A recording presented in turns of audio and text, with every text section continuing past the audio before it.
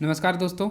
आज हम पढ़ने वाले हैं एनसीईआरटी विज्ञान कक्षा 8 के अध्याय 9, जिसका शीर्षक है जंतुओं में जनन। चलिए शुरू करते हैं। आपने पाचन, परिसंचरण एवं श्वसन प्रक्रम के बारे में पिछली कक्षा में पढ़ा था। क्या आपको इनके विषय में याद है? ये प्रक्रम प्रत्येक जीव की उत्तरजीविता के लिए आवश्यक है। उत्तरजीविता का अर्थ है जीवित रहने के लिए। आप पौधों में जनन के प्रक्रम के बारे में भी पढ़ चुके हैं। जनन जाति स्पीसीज की निरंतरता बनाने के लिए आवश्यक है। मतलब अगर किसी भी स्पीसीज की निरंतरता बनाए रखना है तो जनन अति आवश्यक है। कल्पना कीजिए कि यदि जीव प्रजनन नहीं करते तो क्या होता। आप इस बात को मानेंगे कि जीवों में जनन का विशेष महत्व है, क्योंकि यह एक जैसे जीवों में पीढ़ी दर पीढ़ी निरंतरता बनाए रखना सुनिश्चित करता है। आप पिछली कक्षा में पौधों में जनन के विषय में पढ़ ही चुके हैं। इस अध्याय में हम जानेंगे कि जंतु किस प्रकार जनन करते हैं।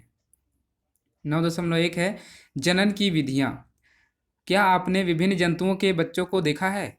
कुछ जंतुओं के बच्चों के नाम सारणी 9.1 में भरने का प्रयास कीजिए और जैसा कि क्रम संख्या 1 एवं 5 में उदाहरण देकर दर्शाया गया है। यहाँ पर है कुछ जंतु और उसके बच्चे: मनुष्य, शिशु, बिल्ली, कुत्ता, तितली, मुर्गी, गाय, मेंढक। ये सभी के बच्चे का यहाँ पर नाम लिखना है। आपने विभिन्न जंतुओं के बच्चों का जन्म होते हुए भी देखा होगा। क्या आप बता सकते हैं कि चूजे और इल्ली कैटरपिलर किस प्रकार जन्म लेते हैं? बिलौटे और पिल्ले का जन्म किस प्रकार होता है? क्या आप सोचते हैं कि जन्म से पूर्व ये जीव वैसे ही दिखाई देते थे जैसे कि वह अब दिखाई देते हैं? आइए पता लगाते हैं। पौधों की ही तरह जंतुओं में भी जनन की दो विधियां होती है। यह है लैंगिक जनन और अलैंगिक जनन। पहला है लैंगिक जनन। कक्षा 7 में आपने पौधों में जनन के विषय में पढ़ा था। इसे स्मरण करने का प्रयास कीजिए।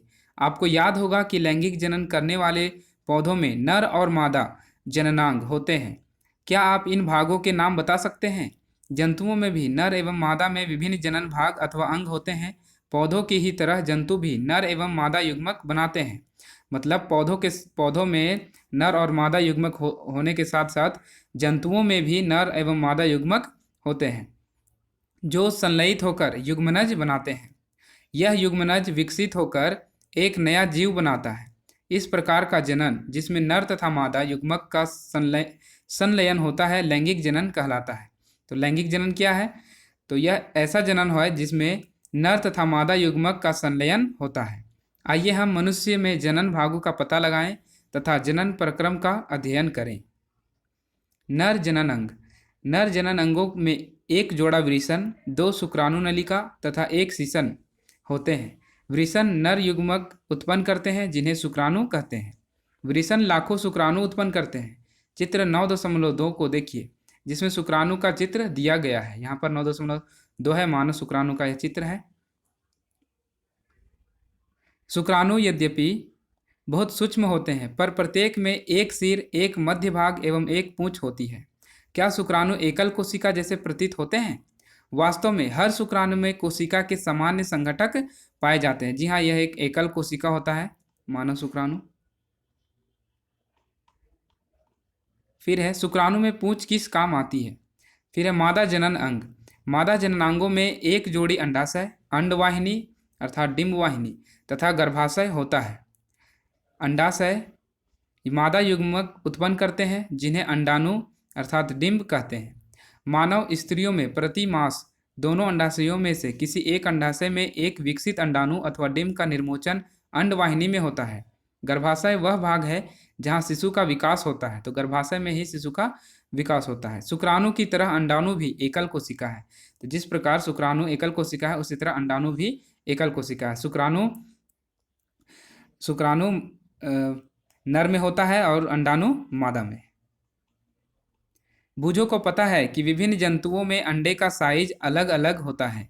अंडाणु अति सूक्ष्म हो सकते हैं जैसे कि मनुष्य में, अथवा बहुत बड़े भी होते हैं जैसे कि मुर्गी के अंडे। शुतुरमुर्ग का अंडा सबसे विशाल होता है। तो शुतुरमुर्ग का अंडा सबसे विशाल एकल कोशिका है। फिर यहाँ निषेचन। जनन प्रक्रम का पहला चरण शुक्राणु और अंडाणु का संलयन है। जब शुक्राणु अंडाणु के संपर्क में आते हैं तो इनमें से एक शुक्राणु अंडाणु के साथ संलयित हो जाता है। शुक्राणु और अंडाणु का यह संलयन निषेचन कहलाता है। इसे हम फिर से एक बार पढ़ दे रहे हैं। जब शुक्राणु अंडाणु के संपर्क में आते हैं तो इनमें से एक शुक्राणु अंडाणु के साथ संलयित हो जाता है। शुक्राणु और अंडाणु का यह संलयन निषेचन कहलाता है। मतलब निषेचन में मात्र एक शुक्राणु और अंडाणु का ही संलयन होता है। मतलब एक शुक्राणु से निषेचन हो सकता है। निषेचन के समय शुक्राणु और अंडाणु संलयित होकर एक हो जाते हैं। निषेचन के परिणाम स्वरूप युग्मनज का निर्माण होता है। यहाँ पर है बहुत अनेकों यहाँ शुक्राणु है, बट इसमें मिलेगा सिर्फ एक शुक्राणु और उससे युग्मनज का निर्माण होगा। यहाँ पर है ये दोनों केंद्रक हैं और यह युग्मनज का निर्माण हो रहा है। क्या आपको जानकारी थी कि एक युग्मनज नए व्यष्टि का प्रारंभ है? निषेचन के प्रक्रम में स्त्री माँ के अंडाणु और नर पिता के शुक्राणु का संयोजन होता है। मतलब माँ का अंडाणु और पिता का शुक्राणु का संयोजन होता है निषेचन के प्रक्रम में।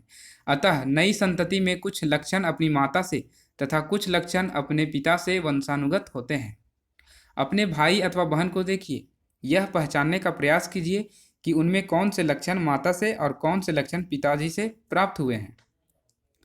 तो जब निषेचन होता है तो निषेचन के प्रक्रम में ही कुछ कुछ वंशानुगत जो लक्षण होते हैं वो संतति में आ जाते हैं, अर्थात बच्चे में आ जाते हैं। वह निषेचन जो मादा के शरीर के अंदर होता है आंतरिक निषेचन कहलाता है। प्रश्न आएगा आंतरिक निषेचन किसे कहते हैं? उत्तर होगा वह निषेचन जो मादा के शरीर के अंदर होता है आंतरिक निषेचन कहलाता है। जैसे मनुष्य, गाय, कुत्ते तथा मुर्गी इत्यादि अनेक जंतुओं में आंतरिक निषेचन होता है। क्या आपने प्रखनली शिशु के विषय में सुना है?